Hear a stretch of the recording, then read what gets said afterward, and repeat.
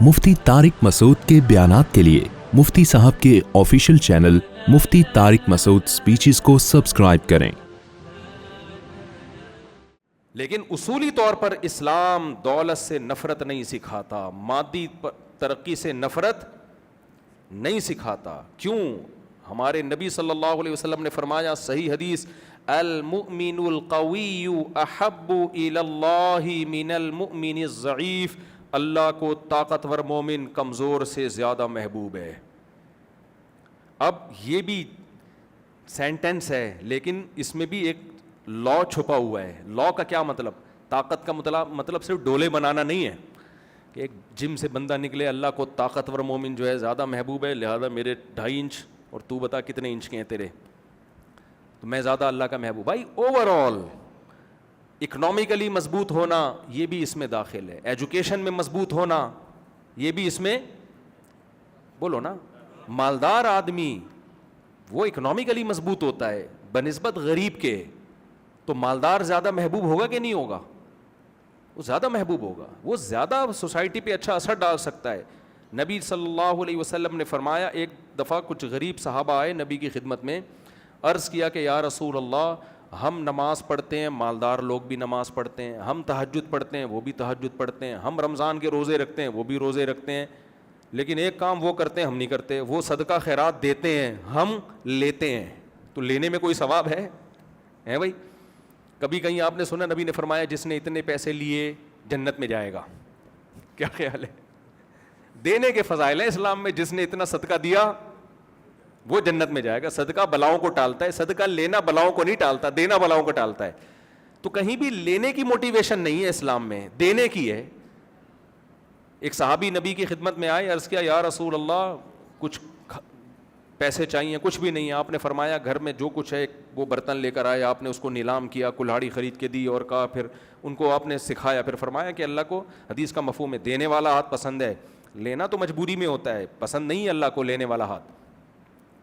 تو اب صحابی نے عرض کیا، صحابہ غریب صحابہ آئے، یا رسول اللہ ذهب اہل الدثور بالاجور، مالدار لوگ تو اجر لے گئے، ہم بھی تہجد پڑھتے ہیں، وہ بھی پڑھتے ہیں، ہم بھی یہ عمل وہ بھی یہ عمل، لیکن ایک نیکی وہ کرتے ہیں ہم نہیں کر سکتے۔ وہ نیکی کیا؟ وہ دیتے ہیں اور ہم بولو لیتے ہیں۔ لینے کا تو کوئی ثواب نہیں، ہم دے سکتے نہیں ہیں، ہمارے پاس تو اپنے وسائل نہیں ہیں۔ تو آپ صلی اللہ علیہ وسلم نے ان غریب صحابہ کو ایک تسبیح بتائی کہ تم یہ تسبیح پڑھا کرو، یہ اللہ کا ذکر ہے مخصوص مقدار میں، یہ کیا کرو۔ وہ گئے، انہوں نے وہ ذکر کرنا شروع کر دیا۔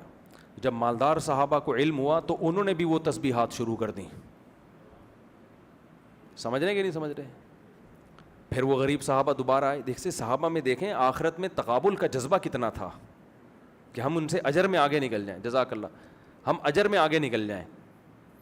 تو وہ آئے، عرض کیا یا رسول اللہ وہ تو مالدار لوگوں نے بھی شروع کر دی وہ تسبیح، تو آپ نے کیا فرمایا؟ ذالک فضل اللہ یؤتیہ من یشاء، بھائی اللہ کا فضل ہے، جس کو چاہے دے دے، اللہ تمہارے کسی عمل کو ضائع نہیں کرے گا۔ لیکن اب ایک کو اللہ نے دولت دی اور وہ خیر کے کاموں میں خرچ کر رہا ہے، تو اب یہ اللہ کا فضل ہے۔ تو اس سے پتہ چلتا ہے طاقتور مومن کمزور مومن سے زیادہ اللہ کو محبوب۔ یہاں غریب لوگ بیچارے ایک ٹینشن میں جاتے ہیں کہ ایک تو ہم دنیا میں بھی پیچھے رہ گئے اور آخرت میں بھی ہم پیچھے رہ گئے، تو ہمارا تو بیڑا ہی غرق ہو گیا۔ تو اس کا جواب سن لیں، غریب آدمی ٹینشن میں نہ جائے۔ اصل میں ہوتا پتہ ہے کیا ہے؟ جیسے جیسے آزمائش بڑھتی ہے نا، اجر بڑھتا ہے۔ جب دولت آتی ہے نا تو ایسا ہوتا نہیں ہے کہ اتنا نیک شریف شرفا بن کے زندگی گزار رہا ہو کہ روزے بھی رکھ رہا ہو، تہجد بھی پڑھ رہا ہو، صدقات و خیرات بھی کر رہا ہو، اور کسی غریب کو دیکھا وہ یہ والا عمل کر رہا ہے تو چلو میں بھی یہ عمل شروع کر دوں۔ ایسے امیر مارکیٹ میں کیا ہیں؟ شارٹ۔ غریب کے لیے دین پہ چلنا آسان ہوتا ہے ہی کچھ نہیں، روزہ رکھ لو، کیا خیال ہے بھائی؟ پینے پلانے کے لیے پیسے ہی نہیں ہیں۔ ہمارے ایک دوست تھے، گٹکا وہ کھاتے تھے، پان وہ، نسوار وہ، سگریٹ وہ، تھے غریب باپ کی اولاد۔ ایک دن میں نے دیکھا خالی نسوار پہ سیٹ ہو گئے،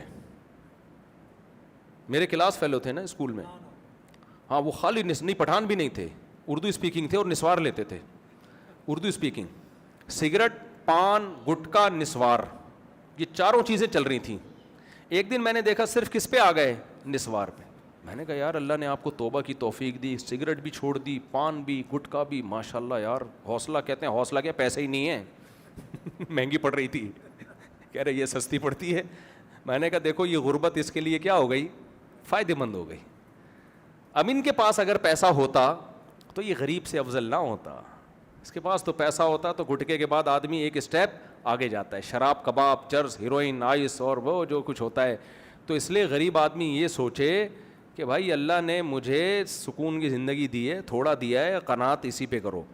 تو مالدار کی چونکہ آزمائش بہت زیادہ ہے, پیسہ آنے کے بعد عیاشی کے موقع بہت زیادہ ہیں, تو اس لیے پھر اللہ نے اس کو ایک دیا ہے کہ اگر تم خیر کے کاموں میں خرچ کرو گے تو تم اس غریب سے آگے نکل جاؤ گے. وہ آزمائش زیادہ ہے, اس کی ٹینشن اس لحاظ سے زیادہ ہے. تو میں بات کو بس سمیٹ کے ختم کرتا ہوں.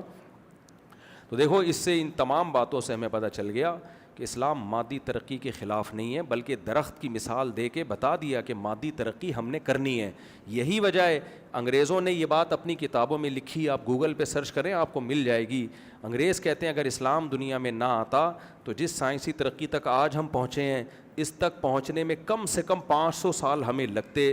مسلمان سائنسدانوں نے ہمارا 500 سال کا فاصلہ کم کر دیا ہے. ترقی تو ہوئی دنیا میں اسلام آنے کے بعد ہے, اس سے پہلے تو دنیا اندھیروں میں ڈوبی ہوئی تھی, نہ نہاتے تھے, نہ استنجا کرتے تھے, صفائی ستھرائی کا کوئی کانسیپٹ ہی نہیں تھا, غور و فکر کا تصور ہی نہیں تھا. مذاہب میں کیا تھا, وہ پنڈت جی نے جو بول دیا بس وہ پتھر پہ لکیر بن گیا. قرآن بار بار غور و فکر, غور و فکر, غور و فکر. یعقلون کا لفظ کتنی دفعہ قرآن میں آیا ہے, افلا تعقلون, عقل سے کام کیوں نہیں لیتے, افلا تتفکرون, غور و فکر کیوں نہیں کرتے. اور لہم قلوب لا یفقہون بہا, ان کے سینوں میں دل ہیں سمجھتے نہیں ہیں. تو غور و فکر کی دعوت کس نے دی ہے, یہ تو اسلام نے دی ہے. جتنا اسلام لاجک کی باتیں کرتا ہے نا, اتنا کوئی بھی نہیں کرتا جتنا اسلام بات کرتا ہے. تو تبھی جب دنیا میں اسلام آیا تو ترقیاں شروع ہوئی ہیں, سائنٹسٹ پیدا ہوئے ہیں. ایک ہندو کا کلپ میں نے سنا, ہندو پروفیسر, وہ کہہ رہے ہیں ہم آج کی دنیا میں ہر مذہب میں سائنٹسٹ موجود ہیں, ہر فیلڈ کے ماہرین, ہندوؤں میں بھی, مسلم میں بھی, عیسائیوں میں بھی, ہر فیلڈ کے ماہرین ہیں. لیکن اس نے کہا دنیا میں 1000 سال ایسے گزرے ہیں ہر فیلڈ میں مسلم سائنٹسٹ کے علاوہ کسی اور کا نام ہمیں نہیں ملتا. یہ ہندو کے کمنٹس ہیں جو میں آپ کو بتا رہا ہوں, انڈیا کا ہندو ہے. 1000 سال ایسے زمین پہ گزرے ہیں کہ جس فیلڈ میں آپ جاؤ یار اس میں ماہر کون تھا, مسلمانوں کے علاوہ کوئی تھا ہی نہیں. تو یہ اسلام کی برکت ہے. اب ہمارا جو اسلام سے رشتہ ہے وہ صرف ٹوپی اور کسی حد تک مسواک, سرما, ٹھیک ہے نا. کچھ لوگ زیادہ نیک ہیں, وہ موٹے موٹے سرمے کے ڈورے لگا رہے ہوتے ہیں. تو اب ہمارا وجہ کیا ہے, ہماری خلافتیں ختم ہو گئیں, ہماری حکومتیں ہماری حماقتوں سے ختم. تو جب حکومتیں ختم ہوتی ہیں تو غلام کا کوئی مذہب ہوتا ہے, بس اتنا ہی ہوتا ہے عید میں نئے کپڑے پہن لو اور وہ جا کے اتار کے رکھ دو, اور بقرعید پہ بھی تھوڑی بہت کچھ کر لو. بس یہی چل رہا ہے ہمارا مارکیٹ میں, اس کے علاوہ کچھ رشتہ بچا نہیں ہے. اب میں جلدی سے بات کو, جو پورا یہ میری تمہید تھی, بیان ابھی شروع ہوا نہیں ہے.